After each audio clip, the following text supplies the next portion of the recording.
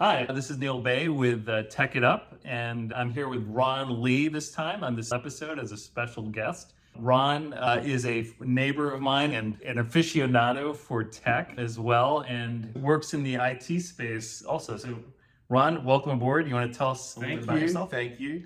Yeah, I think the most exciting thing about me is I'm actually from Australia. Been living in New York for 8 years now. I came over because I met someone here when I was here for work for a few months. And it was a love story. You could say that. You could say that. And I've been here since. And it wasn't me he was talking about. It was his wife. Right. Although this is a great relationship too. Yes. Yeah. We definitely love each other. I think Neil and I have always bonded on home technology, like IoT devices and what we're going to do to our apartment. You'll also notice, Ron, you want to raise your hand? Yeah.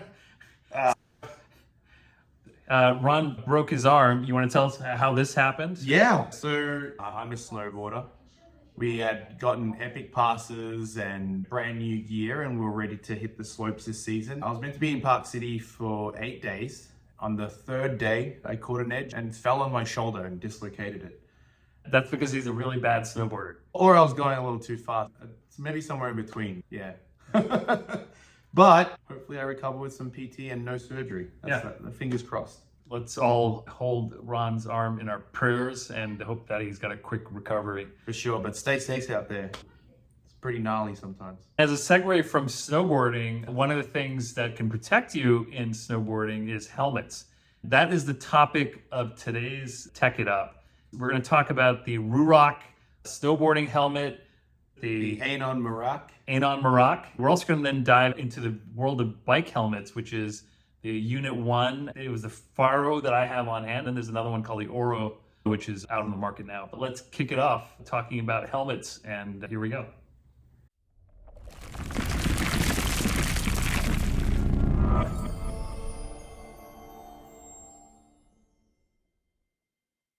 All right, let's start off with the Ruroc. We'll talk about maybe the general feature sets that we're aware of, the experiences we've had with these products, and general pricing and how do you get it. Because the aim of this channel specifically is to give you a real human being perspective on using some of these products that you don't really hear about out on the market, and you might not find a lot of YouTube videos on. So we're really trying to cover a niche area of things that you guys can use on your own snowboarding experiences and home appliances and whatever it is that you want in tech. So this is a Ruroc helmet, and you can see it here. Like, there's a lot of padding in there. This looks like a traditional helmet to some extent. Yep. But it sort of looks like a motorbike helmet too. You can see it draws on some design elements from there. And the reason for that is because Ruroc also makes motorcycle helmets. Or if you want anybody making a snowboarding helmet, it's somebody who actually has experience with helmets in general, and who better than a motorcycle helmet company, because I'm sure those crashes tend to be more extreme and really all about safety. One thing in terms of features, let's talk about the ventilation. Any helmet you wear, you want some sort of good ventilation. If you're getting sweaty in any of these helmets, you want some breathability. You want some good airflow going in there, because otherwise, if you have goggles on and stuff like that, it gets really fogged up, right? Yeah. So even though this looks like a traditional helmet that doesn't have a lot of cool things about it, one thing, this is an add-on you can do on the helmet. And now it kind of looks like a dirt bike helmet, maybe. Yeah, that's a good description. Yeah. And so now you've got some face coverage right here, and it locks right in on the sides, which is pretty amazing. So the moment you fall on your face, you are now protected from the front. I don't recommend people fall on their jaws. Yes. But in the event that you do, you get a little bit of protection with this helmet. Yeah, so definitely a good add-on there. And then this also has ventilation in the front. And I'm not going to wear this for you, but imagine me wearing this. But there's another addition. These really cool helmets have these clasps in the back. You just snap it in. Most snowboarding goggles have a clasp in the back. And then what you get is you actually do get a lock-in goggle, which has its own ventilation as well. See that? And now you look really scary as heck on the slopes. And we're not talking about fashion on the slopes as much, but a lot of people care about fashion on the slopes. But this really gives you a intimidating factor. And you can wear this on scooters and other things as well. I've seen people wearing this sort of thing. Yeah, I'm sure. You might want to look on the website to see if this is actually recommended for e-bikes and whatnot, but I think there's a certification that has to happen there. You could probably even wear it during Halloween. You know, if you want to dress up like a SWAT team member or something and get in somewhere like that looks pretty mean. Yeah. And in terms of features, so number one, the goggles, they actually come off with these little clasps on the side, and they are also magnetically inserted in there. And I actually bought like 3 different versions of this. One is a clear one, so you can actually see my eyes, but you can also get mirrored versions. So there's different styles you can do from that perspective. And like I said, they lock in here, so they get in pretty tight, so you don't have to worry about these things sliding off. Yep. And then the 3 cool features we'll talk about. You'll hear us talk a lot about these clasps. So these are magnetic clasps. So basically, one of the things we were talking about is that on the slopes, it's always handy to have something that you don't have to struggle with too much. The traditional way is you have these button clasps. I'm going to struggle with the buckles, and you have to press on them and they come out. This one just clicks into place, and it's really, we were saying, it's very satisfying place. Yeah, it makes your experience a lot easier, especially when you're up there wearing thick gloves and you don't have the dexterity to get into those clasps and push those buttons and whatnot. And they're very secure. Really designed around that. Yeah, I've never had one fall off on me. Yeah, I've fallen and none of these seem to come off, so it's really great. And then I think the last cool feature I'll talk about before we talk about the style stuff is these actually have an add-on. You can see here, there's these little triangular wave things that are there, and you buy these and you take out the existing piece of the helmet, you slap this in the hole, put a wire around the back, and on the other side you have another thing. Let's see if we can see that. But basically you can do a Bluetooth connection, and the handy factor of having Bluetooth is that you want to, hey, Ron is like on the other side of the mountain. I want to call him and say, hey, where are you, Ron? And I can just click my Bluetooth connection and call him up, and it connects to my phone. As long as your phone is still charged, this will work. And then he who does not have this helmet, but he should have this helmet, will have to whip out his phone and answer my call. But that's really handy. There's also a music capability in here, so you can get some music playing and still hear things going around. We don't advise it because of safety issues. If you can't hear people around you, maybe that's a little dangerous. But I've been on the slopes and I've listened to music with these things on. I can pretty much hear. Just be careful. Yeah, just be careful.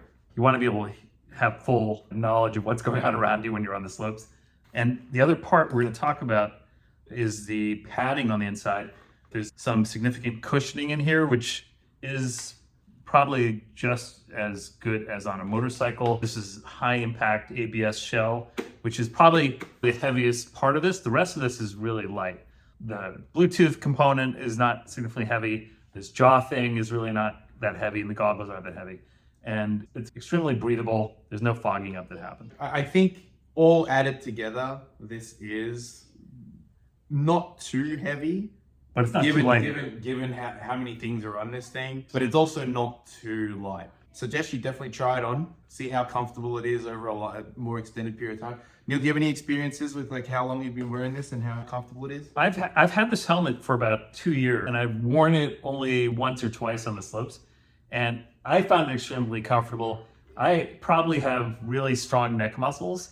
I don't know if I'm exactly the average person that wears these, but inside is very comfortable. You don't really feel unusual, but I will say the fit tends to be a little small. So when I bought this, I felt that the size was smaller than expected on my chin. So I returned it, got a size up, and this feels better. And there's also an Asian fit as well. Oh, wow. I don't know what it is about Asian. I technically qualify as Asian, so I didn't get the Asian fit.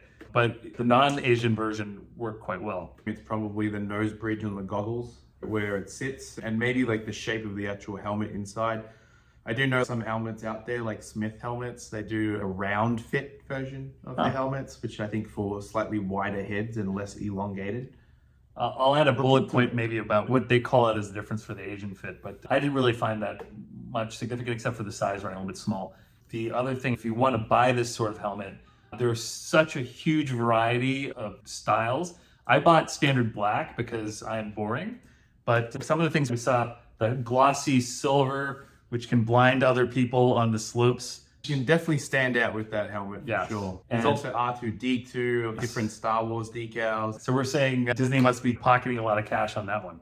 If you get a look at this, it does look very stormtroopery. That's the look they're going for with the branding association of Star Wars. So I think on the low end, there are probably models out there which are like at the $80 price range. You get the Bluetooth, that's probably 30 or 40 bucks, or get the mask on and the goggles. All these things add up, so it will jump up in price as you add on things. If you get different goggle styles, it will add up. It's probably in the $400 price range at the starting point. But I think that's a good point to note, right? You can customize what comes with the helmet. For the lenses, there's different shades to help you navigate the different conditions up in the slopes. What color would you get if you had gotten one of these helmets? I probably would have gone for the loud silver one that makes me look like a stormtrooper. Yeah, everything that I get is either functional or visible, whether or not it's me being buried in snow somewhere so that they can find me, or so that my friends and family can point me out up on the slopes. I would have guessed the R2-D2. Yeah, But, okay. I'm a bit of a nerd there too. But while this would not have helped with Ron's arm, it definitely would have helped with his head. But what we are going to talk about next is the helmet that he actually wore on the slopes, which has some cool tech features within it. So let's toss Sounds this good. aside and talk about your helmet. the helmet that we're talking about is the Anon Merak helmet. Is that short for miraculous? I don't think so. I don't. Anon Merak, spelled M-E-R-A-K. That was a good one though. Let's go through the features of the helmet. What stood out to me in this helmet were a few things. It's got 19 ventilation channels.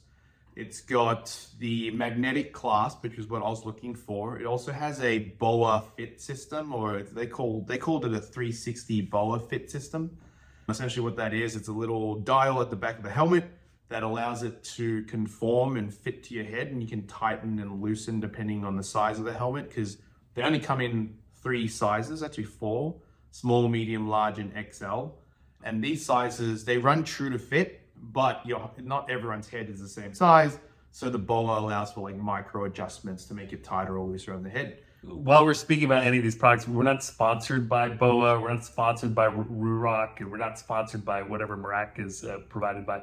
But we will get really excited about some of these things. About the BOA system, it's basically like a little dial with a wiring system, and as you tighten and loosen it, it really makes a form-fitting approach. Somebody is making tons of money on this. It's not widespread technology. They've licensed it out. So you will see it on snowboarding helmets, on my snowboarding boots, which are, I'm going to also shout out to Flow, like Flow bindings are great, but the boots that I have are Flow, and they also have a BOA system on it. Yeah. And like we were talking about the magnetic clasps, the BOA system, if you want to do adjustments in the middle of cold weather, in the middle of a snowstorm on anything. Oh, it's so easy. So easy. Yeah. Right. Gloves on, gloves off. It makes it a much more seamless experience. Yeah. So you can probably put BOA on anything and it'll be really an amazing experience. Going back to the helmet and the BOA. features. So we spoke about the 19 ventilation channels. So we spoke about the 360 BOA fit. They also have some padding called Polar Tech Power Grid. Essentially soft, light, thin material that makes it very comfortable to wear and easily washable, as well as quick drying. And the last thing, and this is the one that sort of drew me to this helmet, is the wave cell technology that is employed and used within this helmet. Now, has generally been used in the bicycle industry and the helmets for cyclists. Anon, which is owned by Burton, is the first of its kind to use wave cell in snowboarding helmets. Now, wave cell, and I'll read it out because I don't want to get this wrong. Wave cell is a collapsible cellular structure that lines the inside of the helmet and can reduce impact and rotational force by flexing to reduce initial force, crumpling to lower impact velocity, and gliding to help redirect energy away from the head. To put it more simply, it absorbs the rotational force and the direct force a lot better than your traditional helmet, which is an A for me. I'm happy to spend things on my health and safety. All right. And then your experience with the feel and look, you obviously had a pretty severe crash. How many times did you get your head So I don't think I hit my head, but maybe I'm saying that because I did hit my head and I didn't really notice it. Yeah. But I used the helmet for 3 days in Park City, and it was very comfortable, very good fitting, easy to use the magnetic clasp that's on the helmets too, the same one that the Rurok has. It has a little clasp at the back for the goggles. I think most snowboarding helmets have it. The clasp was a little bit finicky because some clasps open up at the top and some clasps have an opening at the bottom. This one had an opening at the bottom, which meant because of the round shape of the helmet, sometimes the goggle strap would slip down when you're snowboarding. So that was a little bit of a nuisance. You adjust it, it's pretty easy to adjust. But outside of that, very comfortable for the entire ride. I was able to close and open the vents depending on the conditions up on the slopes. I generally leave them open unless it's raining or it's like snowing pretty heavy and I'm getting a little cold. All right, let's talk about price. The Anon is on the pricier side. I think it's their highest line of helmets that the Merak is the highest line of helmets you can get. It retails for about $320 USD. That's not including tax. Overall, I would rate this helmet a buy recommendation, but very adjustable, functional, and comfortable on the slopes. Cool. And with that, we're going to transition from the slopes to the streets or the bike lanes or the bike paths you might get in these forests and whatever. We're going to transition to the Unit 1. And I'll talk a little bit about first the features again. The Unit 1 is a bike helmet. And the interesting things about it, I'll start with the lowest end of the features. Again, we've got these, they call it a fit lock, but it's the same magnetic latching system that you found on all these other helmets. And we'll add that if you're getting a helmet nowadays that doesn't have a magnetic clasp on it, just open your window and throw it out the window because it is the future of helmets and clasps for helmets. Before you open the window and throw this out the window, just make sure nobody's out there. And the other point to call out is that this does have something called MIPS, which I'm going to say the Ruroc does not have that. While the Ruroc does have some other certifications. The Ruroc had a different technology that does something very similar. The crush and kinetic absorption part of it. MIPS is really about not locking your head in on a crash and giving you some rotational capabilities, right? The concept from what I read is when you actually have an accident and your head hits the ground, it's generally not direct impact. There's also rotational. Your head will generally tend to rotate. Traditional helmets aren't designed to absorb that rotation, just the impact. MIPS is designed to help absorb some of the rotational forces and take that away from your neck and your skull as the accident occurs. And typically I've seen this more in bike helmets than snowboarding helmets, interestingly enough. But yes, but I think in recent years they've started incorporating into snowboarding helmets as well. In my search for the best snowboarding helmet, I've definitely come across a few MIPS ones myself. Yeah. This version of the Unit 1 product is called the Faro, and I'm going to show you just some other color variations. This is a smaller one. You can get it for kids and get it for adults, and they fit quite snug. You'll definitely walk away with helmet head after you wear this, but it fits all sizes, so you can get different versions of that. And then in terms of padding, you might not see as much padding as you would on a snowboarding helmet, but it's pretty standard for bike helmets, I think, to see this level of padding, and it's pretty comfortable. And we haven't even talked about the coolest feature of this, which is the integration with an app and lighting. So as you can see here, you can see it lighting up and it will tell you how much battery power is available on the thing. And then you can do these custom light patterns when you connect to the app. I did this little up and down thing, which I thought was pretty noticeable on the streets. Purple, one of my favorite colors. And I had the blinking patterns on the front and the back. So I ride around on a scooter. If you live in New York, you'll see tons of scooters all over the place. And one of the things with scooters, at least, if you have lighting, it's usually down on the board part. Closer to the floor. Sometimes they might have it on the handles. That might not be that easy for a car to see. So you wear one of these, and there's other brands out there that do offer lighting. You wear one of these and you will get noticed because it's above the line of sight of most cars. Not to mention it is quite bright, so you'll definitely stand out at night when you're riding on the streets. And the other part, there's this little switch thing, and what you can do is you can put this on your bike handle, and then you press it, and it will give you turn signals. Now I'm turning to the left, and now let's turn the other way, and you can do that. So, and I think it also does automatic brake detection. It will actually do a braking pattern when you slow down. I don't know how it does that. I think I do. How? Accelerometer. Yes. There is a accelerometer which is doing that brake detection. And the other thing we're talking about with the app, which allows you to do all the customizations of whatever type of lighting pattern you want, it also does crash detection, which has to be connected to the app on your phone in order for the phone to make a call when it detects a crash. Very similar to the Apple Watch fall detection. if you want to fall anywhere, you want to fall with crash detection, so somebody's getting called and you're not just moaning in pain on the side of the street somewhere, which is awful imagery to introduce in a tech channel, but possible. And you want to make sure you're covered for it, and this helmet does that. And I think the battery, depending on what patterns you've integrated, if you do a constant pattern, it could take about 3 hours it could last, I think we're reading. If you do these flashing patterns, which aren't as consistent, maybe it's about a little bit more, 5 hours probably. That's really great, and it charges pretty quickly. Like I said, I've only used this a couple times, so you saw that it was showing that it was already halfway used, so I don't know how long my ride was when I was using it, but I charge it every time I come back, and it's pretty handy. It uses a USB-C port? It does, yes, right back here, so you can see that. And this is the Faro model. So they've got another version called the Aura, which is a more of a ventilated bike helmet look. It might be a little bit lighter, and feature-wise, you'd have to go and look for yourself what those differences are, but I can probably list them out here. One of the other things with the Aura is that it actually comes with these lights that you can put on your bike. So that way, when you trigger these signals and whatnot, it's all synced up. The bike lights actually sync up with That's really cool. So that can be another option for you. And I did talk about price again. The price on this was $200.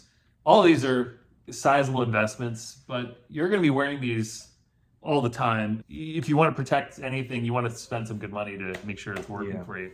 One of the best things about this that appealed to me is is definitely the integrated lights, and more so the turn signals. It's really difficult to, when you're riding, to take your hand off, especially on a scooter. If you ever tried, and I don't recommend it, to drive a scooter with one hand, just due to the size of the handles, it doesn't give you a lot of stability. So having both hands on and the ability to just signal whether or not you want to turn left and right is definitely a safety feature in my eyes. If you're ever in New York City, you'll know it gets very dangerous out there on the bike lanes and on the roads. Visibility is problem number one on the streets of New York. Definitely, we're moving towards bike lanes, but even their bike lanes have their motorized vehicles going on there. I'm seeing legitimate bikes, like motorized bikes. Gas-powered. Ones that can go at 60, 70, 80 miles an hour on the bike lane. They want visibility when you're going up against a gas-powered vehicle. If you're riding a normal bike, just as well as e-scooters, just as well. We always advocate safety. All of these things will give you a great amount of safety. Also follow the other policies of the road, don't go into oncoming traffic, stay in your lane, things like that. But that about covers it. We'll put some links in the description for where you can get these helmets.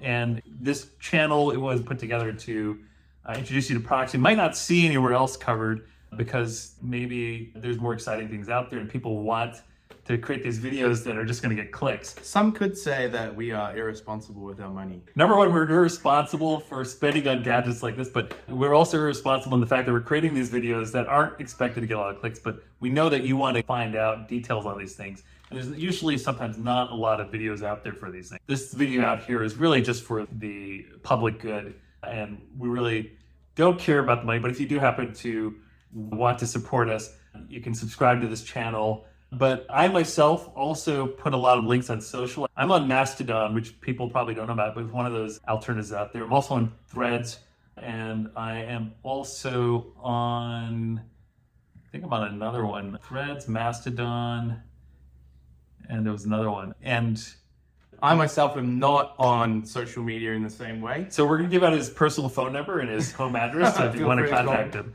you can do that. But otherwise, if he does join the rest of society on the social web, we'll put that in there. You'll probably see me on this channel in future episodes as well.